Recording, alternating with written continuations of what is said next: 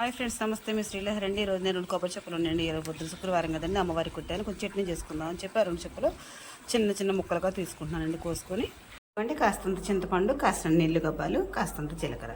ఈ చింతపండు కొంచెం ఒక్కరవ ముందుగా నానబెట్టుకుందామండి. చక్కగా చట్నీ రేగేటప్పుడు వేసుకుందామండి. పచ్చిమిరకాయలు తీసుకున్నానంటే చక్కగా 6 మిరపకాయలు కూడా ముక్కలుగా చేసుకొని చక్కగా నేను నూనెలో వేయించుకున్న తర్వాత ఈ చింతపండు కొంచెం నానబెట్టుకొని మీది కొబ్బరి పట్టేసానండి. 3 కలిసేసి మనం మిక్సీ పట్టుకుందామండి. ఇదిగోండి కొద్దిగా గల్లుప్పును, కొద్దిగా పసుపు వేసానండి. ఇదిగోండి మిరపకాయలు ఎగిరి కదండి, చట్నీ పట్టేసుకున్నాం.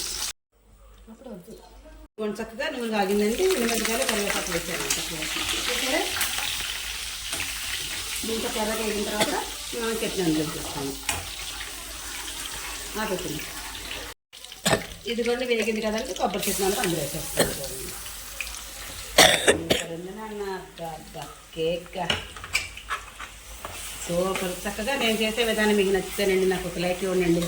కొబ్బరి చట్నీ ఇష్టపడిన వాళ్ళు ఎవరు ఉండండి, మీకు నచ్చి నాకు ఒక లైక్ ఇవ్వండి. Please subscribe.